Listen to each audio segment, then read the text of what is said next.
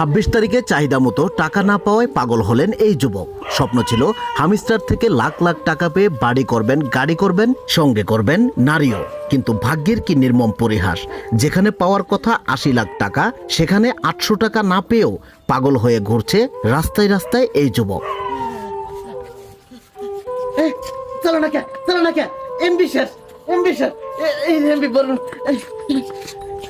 আমার এই mobile MB ভরে দেন জুতা এমবি ভরা যাবো না তো জুতা দান আরে এমবি ভরে দেন জুতা এমবি ভরা যাবো না দান আমরা দান জুতা এমবি ভরা যাবো না দান।